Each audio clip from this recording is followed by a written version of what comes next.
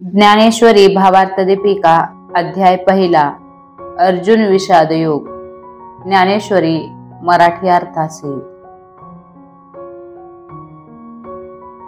ओम नमो जी आद्या वेद प्रतिपाद्या जय जय स्वसंवेद्या आत्मरूपा। ओंकार हाच परमात्मा आहे असे कल्पून ज्ञानदेवांनी मंगल केले आहे। हे सर्वांचे मूळ असणाऱ्या वेदांच्या प्रतिपादनाचा विषय असणाऱ्या ओंकारा, तुला नमस्कार असो व स्वतःला जाणण्यास योग्य असणाऱ्या आणि सर्वव्यापी अशा आत्मरूपी ओंकारा तुझा जय जयकार असो। देवा तुझी गणेशू सकलार्थमती प्रकाशू म्हणे निवृत्तीदासू अवधारी जोजी। वरील विशेषणांनी युक्त अशा देवा सर्वांच्या बुद्धीचा प्रकाश जो गणेश तो तूच आहेस। निवृत्तीनाथांचे शिष्य ज्ञानेश्वर महाराज म्हणतात, महाराज ऐका, हे शब्द ब्रह्म शेष तेची मूर्ती सुवेश जेथ वर्ण वपू निर्दोष मिरवत असे। संपूर्ण वेद हीच त्या गणपतीची उत्तम सजवलेली मूर्ती आहे आणि तिच्या ठिकाणी निर्दोष वर्णरूपी सौंदर्य खुलून राहिले आहे। स्मृती तेची अवयव देखांगिक भाव जेथे लावण्याची ठेव अर्थ शोभा। आता त्या गणपतीच्या शरीराची ठेवण पहा। मनवादिकांच्या स्मृती हेच त्याचे अवयव होत। त्या स्मृतीतील अर्थ सौंदर्याने ते अवयव म्हणजे लावण्याची केवळ खानच बनले आहे। अष्टादश पुराणे तिची मणिभूषणे पदपद्धती खेवणे प्रमेय रत्नांची। 18 पुराणे हेच त्याच्या अंगावरील रत्नखचित अलंकार आहेत। त्यात प्रतिपादलेली तत्वे हीच रत्ने व छंदोबद्ध शब्द हीच त्यांची कोंदणे होत। पदबंध नागर तेची रंगाथिले अंबर जेथ साहित्य बाणे सपूर उजाळाचे। उत्तम प्रकारची शब्दरचना हेच त्या गणपतीच्या अंगावरील रंगवलेले वस्त्र आहे आणि त्या शब्दरचनेतील अलंकार हे त्या वस्त्राचे चकचकीत तलम तंतू आहेत। देखा काव्य नाटका जे निर्धारिता सकौतुका त्याची ऋणझुनती क्षुद्रघंटिका अर्थध्वनी। पहा, कौतुकाने काव्य नाटकांविषयी विचार केला असता ती काव्य नाटके त्या गणपतीच्या पायातील लहान घागऱ्या असून त्या अर्थरूप आवाजाने ऋणझुनत असतात। नाना प्रमेयांची परी निपुणपणे पाहता कुसरी दिसती उचित पदे माधारी रत्ने फली। कारण त्यात प्रतिपादलेली अनेक प्रकारची तत्वे व त्यातील कुशलता यांचा बारकाईने विचार केला असता यामध्येही निवडक वेचांची काही चांगली रत्ने आढळतात। हेथ व्यासादिकांच्या मती तेची मेखळा मिरवती सुखाळपणे झळकती पल्लव सडका। येथे व्यासादिकांच्या बुद्धी हाच कोणी त्या गणपतीच्या कमरेला बांधलेला शेला शोभत आहे व त्याच्या पदराच्या दशा निर्दोषपणे झळकत आहे। देखा षडदर्शने मणिपती तेची भुजांची आकृती म्हणून विसंवादे धरिती आयुष्ये हाती। पहा, 6 शास्त्रे म्हणून जी म्हणतात तेच गणपतीचे 6 हात आहेत आणि म्हणून भिन्न भिन्न मते हीच त्याच्या हातातील शस्त्रे आहेत। तरी तर्कु तोची फरशू नाती भेतू अंकुशू वेदांतु तो महारसू मोदकू मेरवे। तरी कणाद शस्त्ररूपी हातामध्ये अनुमान रूपी परशु आहे। गौतमीय न्यायदर्शन रूपी हातात प्रमाण प्रमेयादी षोडश पदार्थाचे तत्वभेद रूपी अंकुश आहे। व्यासकृत वेदांत सूत्र रूपी हातात ब्रह्मरसाने भरलेला ब्रह्म ज्ञानरूपी मोदक शोभत आहे।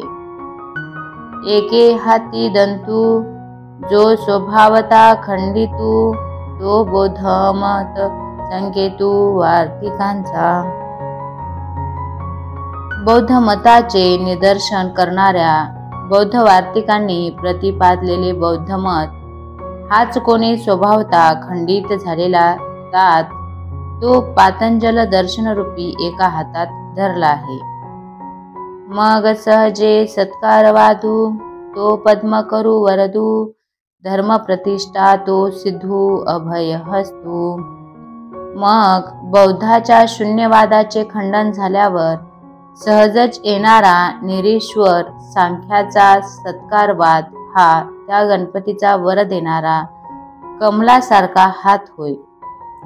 देखा विवेकवंतू सवी मळू, तोची शुंडा दंडू सरळू, जेथ परमानंदू केवळू महासुखाचा. पहा, त्या गणपतीच्या ठिकाणी सोली व ब्रह्मसुखाचा निरतिश आनंद हीच सरळ अति निर्मळ व बरे वाईटाची निवड करण्यात समर्थ अशी लांब सोंड आहे. तरी संवादू तोची दशनू, तो समता शुभ्रवर्णू देवो, उन्मेष सूक्ष्मेशनू विघ्न राजू. तरी प्रश्नोत्तर रूप चर्चा हाच दात असून त्या चर्चेतील पक्षरहितपणा हा त्या दाताचा पांढरा रंग आहे. ज्ञानरूप बारीक डोळे असलेला विघ्नांचा नियामक असा हा देव आहे. मज अवगम लिया दोन्ही मीमांसा श्रवणस्थानी, बोधमदान व्रतमुनी अली सेविती. ज्ञानदेव म्हणतात, पूर्व मीमांसा व उत्तर मीमांसा ही शास्त्रे हीच त्या गणपतीच्या दोन्ही कानांच्या ठिकाणी मला वाटतात व बोध हेच मदरूपी अमृत असून मुनी हे भ्रमर त्याचे सेवन करतात. प्रमेय प्रवाल सुप्रभ, द्वैताद्वैत तेचे निकुंभ, सरीसेपणे एकवटत इभ मस्तकावरी. वर सांगितलेल्या श्रुती स्मृती वगैरे प्रतिपादलेली तत्वे हीच त्या गणपतीच्या अंगावर तेजदार पोवळी होत व द्वैत आणि अद्वैतमती हीच त्या गजवदनाच्या मस्तकावरील गंडस्थळे असून ती तुल्य बलाने तेथे एकत्र राहिलेली आहेत. उपरी दशोपनिषदे जिये उदारे ज्ञान मकरंदे, ये कुसुमे मुगुटी सुगंधे शोभती फली. ज्ञानरूपी मध देण्यात उदार असलेली ईशावास्यादी दशोपनिषदूप सुगंधी फुले गंडस्थळावर असलेल्या मुकुटाच्या ठिकाणी चांगली शोभतात. अकार चरण युगल उकार उदार विशाल मकार महामंडल मस्तकाकारे. ओंकाराची प्रथम अकार मात्रा हे त्या गणपतीचे 2 पाय असून दुसरी उकार मात्रा हे त्याचे मोठे पोट आहे आणि तिसरी मकार यात्रा हाच त्याच्या मोठ्या व वाटोळ्या मस्तकाचा आकार आहे. हे तिन्ही एकवटले तेथ शब्द ब्रह्म कवळले, ते मिया श्री गुरु कृपा नमिले आदि बीज. ह्या तिन्ही मात्रा एकत्र झाल्या म्हणजे संपूर्ण वेद कवटाळला जातो. त्या मूळ बीजरूपी गणेशाला मी गुरुकृपेमुळे नमस्कार करतो.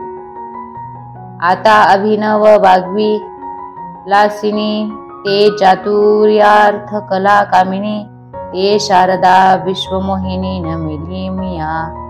आता जी वाणीची अपूर्व क्रीडा करणारी असून चातुर्य वागर्थ व कला यांची देवता आहे व जिने सर्व जग मोहून टाकले आहे त्या सरस्वतीला मी वंदन करतो. मज हृदयी सद्गुरु तेने दारिलो हा संसार पुरू, म्हणून विशेष त्या धरू विवेकावरी. ज्या सद्गुरूंनी मला या संसारपुरातून तारले ते माझ्या हृदयात आहेत, म्हणून माझे विवेकावर फार प्रेम आहे.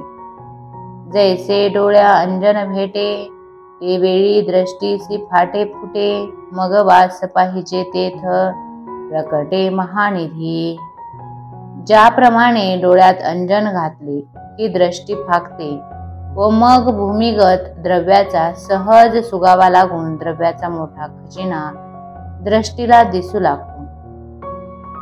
का चिंतामणी झालिया हाती, सदा विजयवृत्ती मनोरथी, तैसा मी पूर्ण काम श्री निवृत्ती ज्ञानदेवो म्हणे. किंवा ज्याप्रमाणे चिंतामणी हस्तगत झाल्यावर मनोरथ नेहमी विजयी होतात, त्याप्रमाणे माझे सर्व मनोरथ मी निवृत्तीनाथांच्या मुळे पूर्ण झाले आहेत असे ज्ञानदेव म्हणतात. म्हणून जाणतेने गुरु भजिजे, तेने कृतकार्य होईजे, जैसे मूळ सिंचने सहजे शाखा पल्लव संतोषती. एवढ्यासाठी अहो ज्ञाते पुरुष हो, गुरु भजन करावे व त्यायोगे कृतकृत्य व्हावे. ज्याप्रमाणे झाडाच्या मुळांना पाणी घातले असता अनायासे फांद्या व पाने यांना टवटवी येते.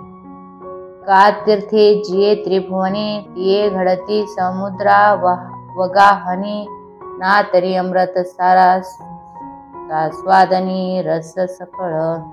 अथवा समुद्र स्नानाने त्रैलोक्यात जेवढी तीर्थे आहेत तेवढी घडतात, किंवा अमृत रसाच्या सेवनाने सर्व रसांचे सेवन घडते.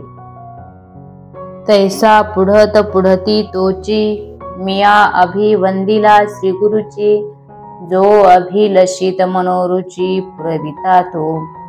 त्याप्रमाणे श्रीगुरूंना वंदन केले म्हणजे सर्वांनाच वंदन केल्यासारखे होत असल्यामुळे मीच त्याच श्रीगुरूंना पूजता बुद्धीने वारंवार वंदन केले, कारण की तो इच्छिलेल्या मनाच्या आवडी पुरवणारा आहे. आता अवधारा कथा गहन, जे सकळा कौतुका जन्मस्थान, अभिनव उद्यान विवेक तरुचे. श्री गुरूंना वंदन केल्यानंतर आता ज्यात गीता निर्माण झाली अशा महाभारताची खोल विचारांनी भरलेली कथा, तिचे महात्म्य ऐका. ही कथा सर्व चमत्कारांची खाण आहे किंवा विचाररूपी वृक्षांचा बगीचा आहे. ना तरी सर्व सुखाची आदी, जे प्रमेय महानिधी, नाना नवरस सुधाब्दी परिपूर्ण हे. अथवा ही सर्व सुखांचे उगमस्थान आहे, अनेक सिद्धांतांचा साठा आहे, किंवा शृंगारादी नवरसरूपी अमृताने भरलेला समुद्र आहे, की परमधाम प्रकट सर्व विद्यांचे मूळपीठ, शस्त्र जात व सौट अशेषांचे. किंवा ही कथा प्रत्यक्ष मोक्ष असून सर्व विद्यांचे मूलस्थान आहे. त्याचप्रमाणे संपूर्ण शास्त्रांमध्ये ही श्रेष्ठ आहे. ना तरी सकळ धर्मांचे माहेर, सज्जनांचे जुहार, लावण्य रत्न भांडार शारदेचे. किंवा ही कथा सर्व धर्मांचे माहेरघर आहे, सज्जनांचा जिव्हाळा आहे, सरस्वतीच्या सौंदर्य रूप रत्नांचा जामदार खाना आहे. नाना कथारूपे भारती प्रकटली असे ते जगती, आविष्करोनी महामती व्यासाची. अथवा व्यासांच्या विशाल बुद्धीमध्ये स्फुरून पावून सरस्वती या कथेच्या रूपाने त्रिजगतात प्रकट झाली आहे. म्हणून हा काव्या रावो ग्रंथ गुरुवतीचा ठावो, येथून रसा झाला आहो रसाळपणाचा. म्हणून हा महाभारत ग्रंथ सर्व काव्य ग्रंथांचा राजा आहे. या ग्रंथांच्या ठिकाणी मोठेपणाची कमाल झाली आहे व येथूनच रसांना रसाळपणाचा डौल आला आहे. देवीची ऐका अनेक एक, येथोने शब्द श्री सच्छा स्त्रीक आणि महाबोधी कोवळीक धुनावली. त्याचप्रमाणे त्याची आणखी एक महती ऐका. यापासूनच शब्दांच्या संपत्तीला निर्दोष शास्त्रीयता आली आहे. त्यामुळे ब्रह्मज्ञानाची मृदुता वाढली आहे. इथ चातुर्य शहाणे झाले, प्रमेय रुचीस आले, आणि सौभाग्य पोखरे सुखाचे येथ. येथे या महाभारत ग्रंथात चतुरता शानी झाली, तत्वांना गोडी आली व सुखाचे ऐश्वर येथे पुष्ट झाले. माधुरी मधुरता, श्रंगारी सुरेखता, रूढपणौचिता दिसे भले. गोडीचा गोडपणा, श्रंगाराचा सुरेखपणा व योग्य वस्तूंना आलेला रूढपणा यापासूनच दिसू लागला. येथ कळाविदपणा कळा, पुण्यासी प्रतापू आगळा, मनोने जन्मे जयाचे अवलीला दोष हरले. येथून कलांना कुशलता प्राप्त झाली, पुण्याला विशेष तेज चढले व म्हणूनच महाभारताच्या पठणाने जन्मेजयाचे दोष हरले. आणि पाहता नावेक, रंगी सुरंगतेची आगळीक, गुणा सगुणपणाचे बीक बहुवस येथ. आणि क्षणभर विचार केला तर असे दिसून येते की रंगामध्ये सुरंगतेची वाढ झाली आहे, आनंदाला विशेष मनोहरता आली आहे. त्यामुळे सद्गुणांना चांगुलपणाचे विशेष सामर्थ्य प्राप्त झाले आहे. भानूचे नेते जे उधळले, जैसे त्रैलोक्य दिसे उजळिले, तैसे व्यासमती कवळिले मिरळवे विश्व. सूर्याच्या प्रकाशाने प्रकाशित झालेले त्रैलोक्य ज्याप्रमाणे उज्ज्वल दिसते, त्याप्रमाणे व्यासांच्या बुद्धीने व्यापलेले विश्व शोभते. का सुक्षेत्री बीज घातले, ते आपुल्या परी विस्तारिले, तैसे भारती सूर वाढले अर्थजात. किंवा उत्तम जमिनीत बी पेरले असता त्याचा जसा हवा तसा विस्तार होतो, त्याप्रमाणे भारतामध्ये 4 पुरुषार्थ हवे तेवढे प्रफुल्लित झाले आहेत. ना तरी नगरांतरी वसिजे, तरी नागराची होईजे, तैसे व्यासोक्ती तेजे धवलत सकळ. अथवा शहरात राहिल्याने मनुष्य जसा चाणाक्ष होतो, त्याप्रमाणे व्यासांच्या वाणीतील ते जाणे सर्व गोष्टी उज्ज्वल स्पष्ट झाल्या आहेत. की प्रथम वयसाकाळी लावण्याची नव्वाळी प्रकटे, जैसी आगळी अंगणा अंगी. किंवा तारुण्यावस्थेत स्त्रियांची ठिकाणी ज्याप्रमाणे सौंदर्याचा बहर अधिक उठावदार दिसतो, ना तरी उद्याने माधवी घडे, तेथे वनशोभेची खाणी उघडे, आधी पासून अपाडे जिया परी. किंवा बगीचात वसंत ऋतूने प्रवेश केला असता तेथील सर्व झाडांच्या सौंदर्याची पूर्वीपेक्षा ज्याप्रमाणे असाधारण अशी खाण उघडते. नाना घनीभूत सुवर्ण, जैसे निहाळिता साधारण, मग अलंकारी बरवे पण निवाडू दावी. अथवा सोन्याची लगड पाहिली असता ते सोने साधारण दिसते, डोळ्यात भरत नाही, पण त्याच लगडीचे दागिने बनवल्यावर तेच सोने आपले निराळेच सौंदर्य दाखवते. तैसे व्यासोक्ती अलंकारिले, आवडे ते बरबेपण पातले, ते जाणून काय आश्रयले इतिहासी. त्याप्रमाणे व्यासांच्या बोलण्याने अलंकृत झाले असता हवा तसा चांगलेपणा येतो, हे समजूनच की काय पूर्वीच्या कथानकांनी भारताचा आश्रय घेतला.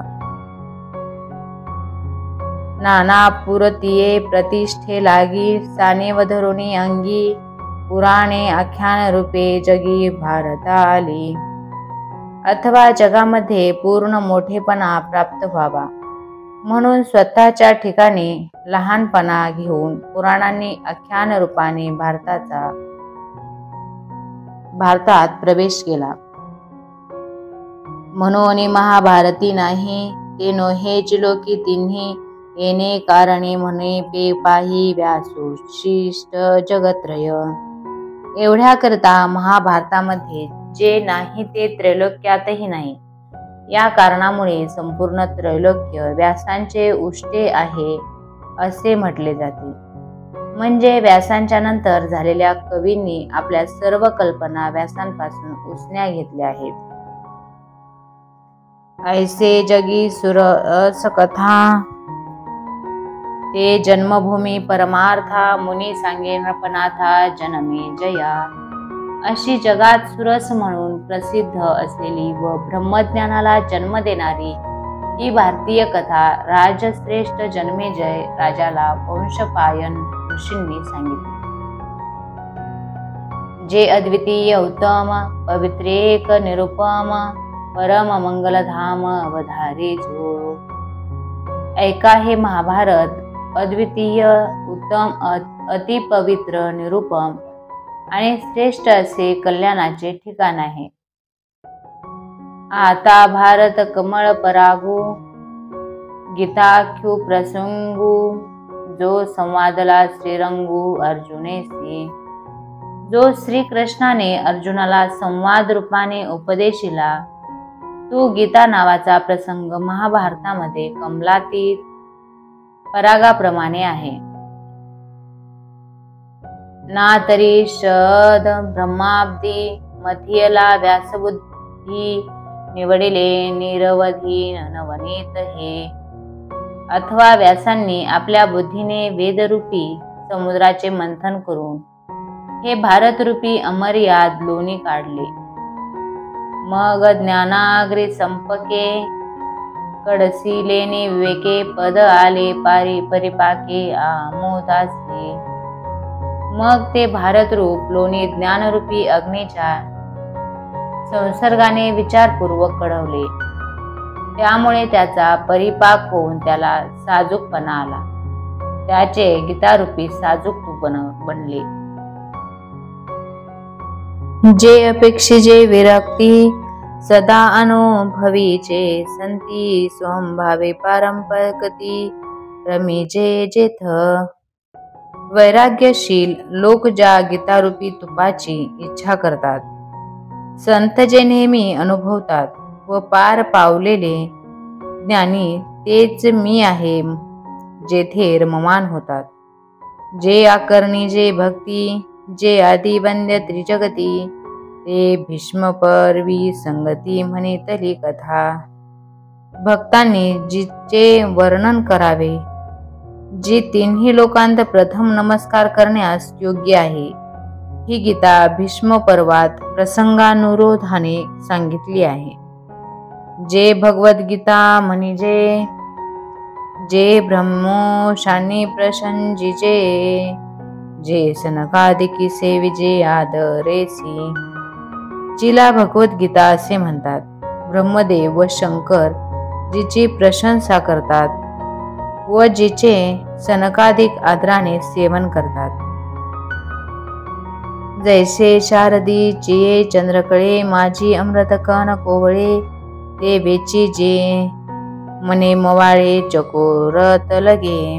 ज्याप्रमाणे शरद ऋतूच्या चंद्रकिरणातील अमृताचे कोमल कण चकोराची पिले मृदू मनाने वेचतात, ती या परी श्रोता अनुभवावी हे कथा अति हळुवारपणा चित्ता अनुनिया. त्याप्रमाणे चित्त अगदी हलके करून वासनांचा जडपणा टाकून मग श्रोत्यांनी ही कथा अनुभवावी.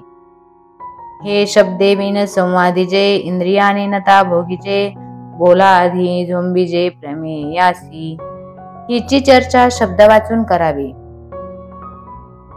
मनातल्या मनात हिचा विचार करावा. इंद्रियांना पत्ता लागू न देता हिचा उपभोग घ्यावा व हिच्यात प्रतिपादक शब्दांच्या अगोदर त्यात सांगितलेल्या सिद्धांताचे आकलन करावे.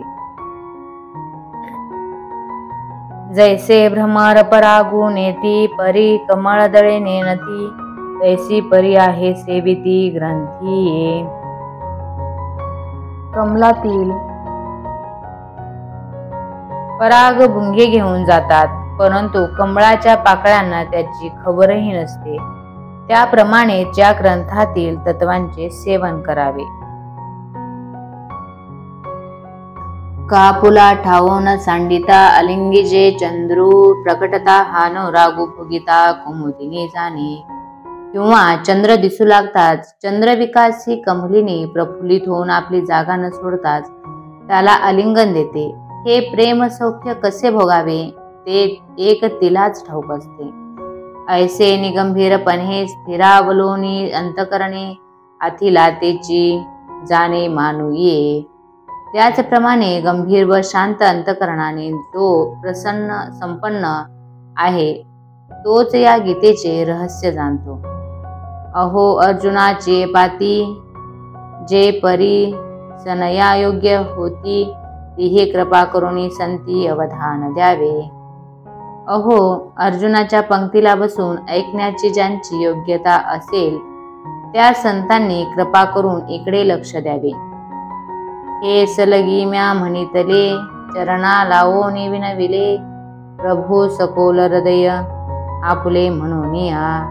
ज्ञानदेव म्हणतात, अहो महाराज, आपले अंतकरण गंभीर आहे म्हणून हे वरील ओवीतील विधान मी लढीवाळपणे केले. ही वास्तविक आपल्या पायांजवळ विनंती आहे. जैसा स्वभाव मायबापांचा अपत्य बोले जरी बोबडी वाचा तरी अधिक चितयाचा संतोष आती.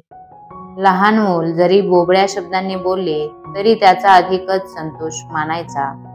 हा त्याप्रमाणे आईबाबांचा स्वभावच असतो.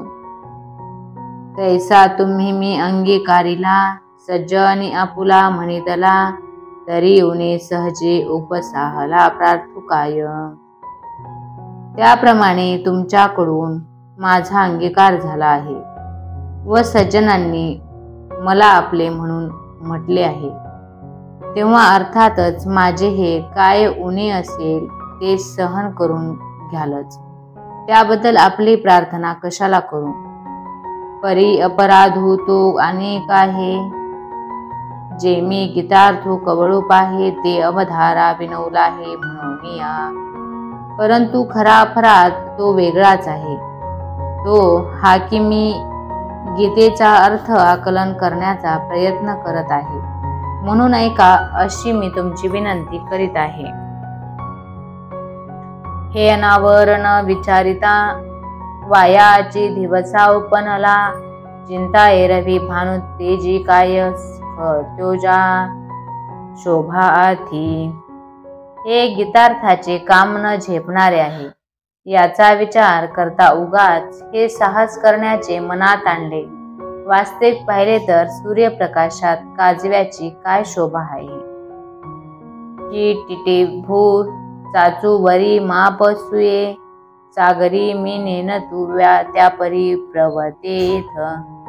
किंवा टिटवीने समुद्र आटवण्यासाठी ज्याप्रमाणे आपल्या चोचीने पाणी उपसण्याचा प्रयत्न केला त्याप्रमाणे मी अल्पज्ञ हे गीतार्थ सांगण्याच्या कामी प्रवृत्त झालो आहे.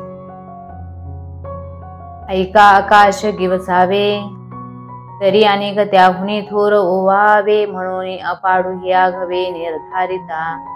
हे पहा, आकाशाला कवळायचे झाल्यास आकाशाहून मोठे व्हावयास पाहिजे आणि म्हणूनच विचार केला असता हे गीतार्थ सांगणे माझ्या योग्यतेबाहेरचे आहे.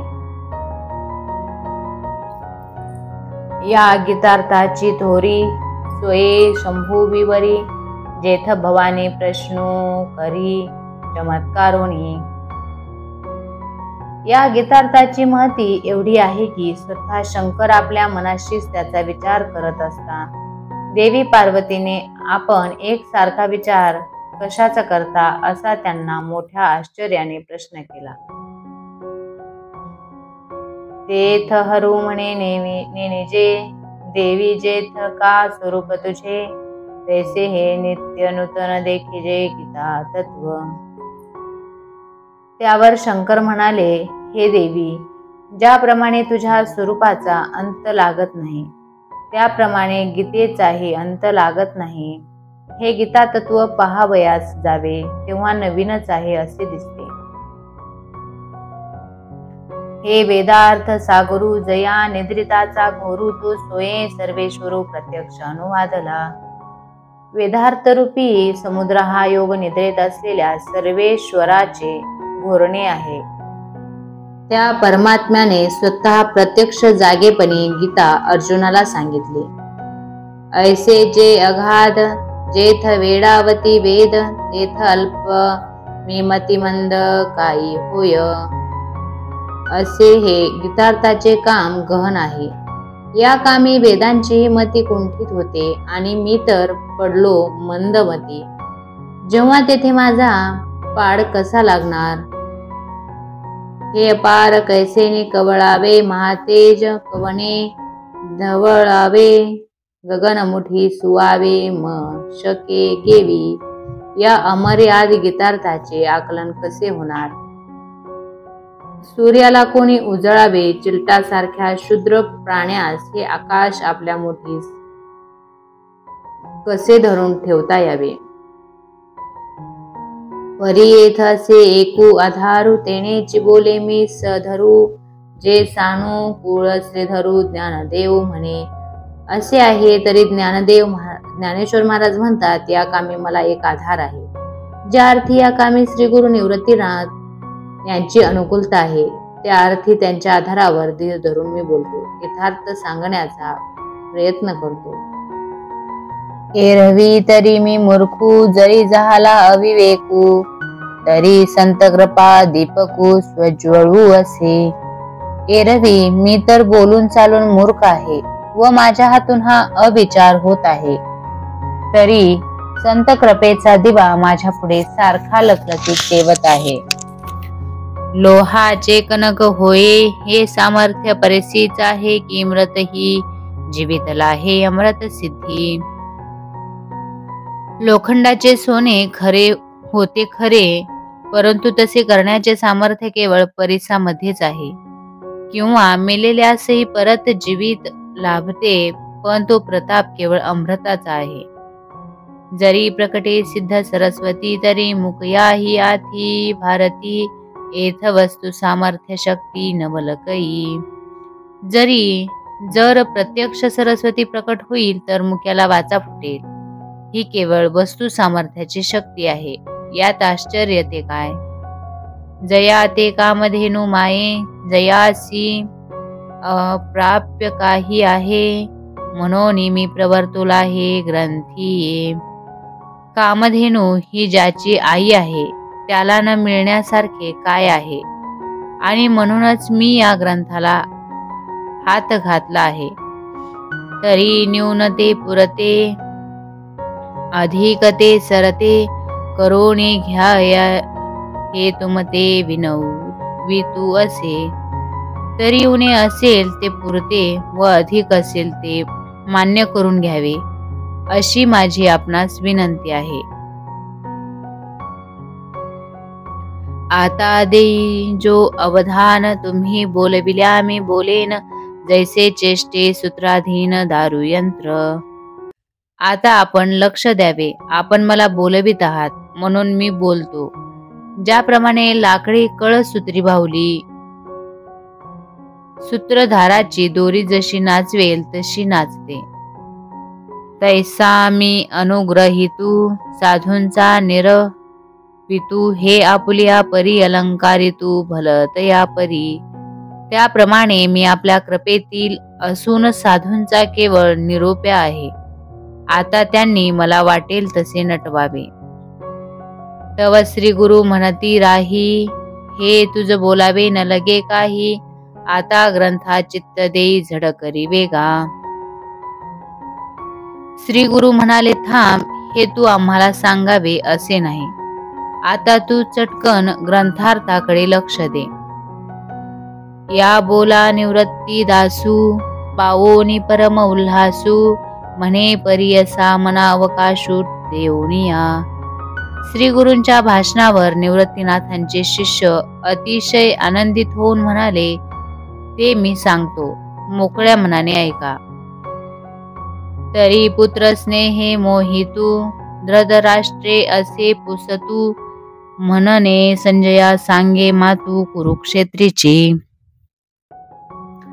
जरी मुलांच्या ममतेने वेडा झालेला धृतराष्ट्र संजयास प्रश्न करू लागला, तो म्हणाला, संजया, कुरुक्षेत्राची हकीकत काय आहे ती मला सांग.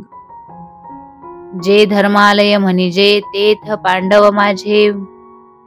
पांडवाने माझे केले असती व्याजे झुंजाचेनी. ज्या कुरुक्षेत्राला धर्माचे घर म्हणतात तेथे पांडवांनी माझे पुत्र लढाईच्या निमित्ताने गेलेले आहेत. तरी तेची तुला अवसरी काय किजत असे एरी ते झडकरी कथन करी मज प्रती. तरी ते एकमेव एवढा वेळ काय करीत आहे ते मला लवकर सांग. ते वेळी तो संजय बोले, म्हणे पांडव सैन्य उचलले जैसे महाप्रळय पसरले कृतांत मुख. त्यावेळी तो संजय म्हणाला की पांडव सैन्याने उठाव केला तेव्हा ज्याप्रमाणे महाप्रळयाची वेळी काळ आपले तोंड पसरतो त्याप्रमाणे ते दिसले. तैसे ते घनदाट उठावले एक वाट जैसे उसळले काळकूट धरी कवन. अशा प्रकारे त्या घनदाट सैन्याने एकदम उठाव केला. तेव्हा त्याला कोण आवरणार. जसे काळकूट एकदा उसळले म्हणजे त्याचे शयन करण्याला कोण सामर्थ्य आहे.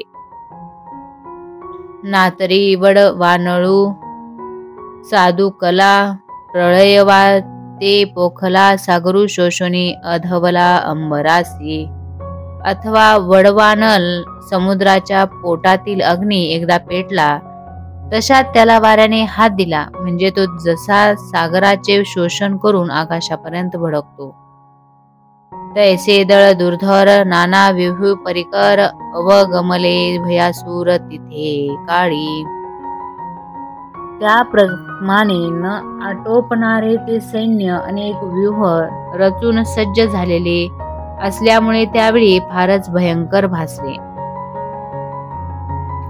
ते देखोनिया दुर्योधने अव्हेरिले कवने माने जैसे नगनिजे पंचानने गजघटांते. ज्याप्रमाणे हत्तीच्या कळपांना सिंह मुळीच मोजत नाही त्याप्रमाणे ते सैन्य पाहून दुर्योधनाने त्याची मुळीच पर्वा केली नाही. मग द्रोणापासी आला तया ते म्हणे, हा देखिला कैसा दळभारू चलला पांडवाचा. नंतर दुर्योधनाजवळ येऊन त्यांना म्हणाला, पांडवांचे हे सैन्य कसे उसळले आहे पहा. गिरी दुर्ग जैसे चालते तैसे विविध व्यूह संभवते रचिले आधी बुद्धिमंदे द्रुपो दकमुरे. हुशार अशा द्रुपद पुत्र धृष्टद्युम्नाचे सैन्याचे हे नाना प्रकारचे व्यूह सभोवार रचलेले आहे जसे काय डोंगरी किल्लेच.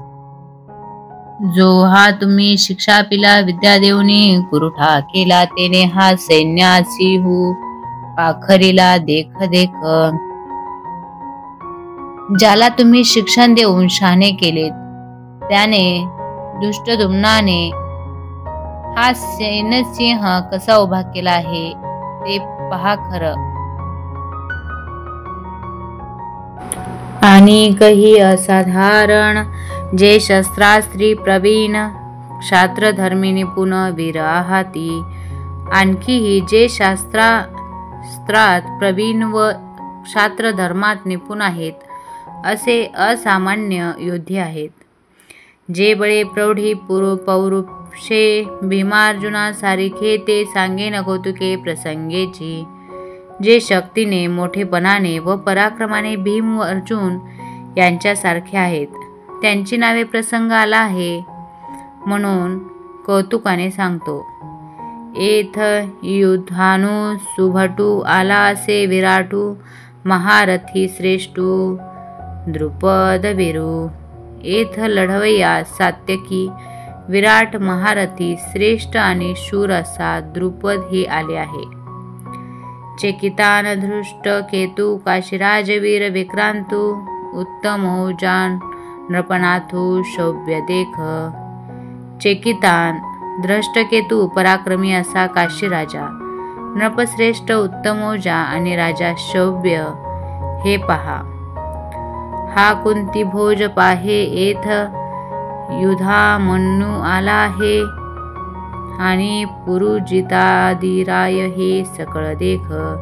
हा कुंतीभोज पहा, येथे हा युधामन्यू आला आहे. आणखी पुरुजित वगैरे राजे आलेले आहे, ते पहा.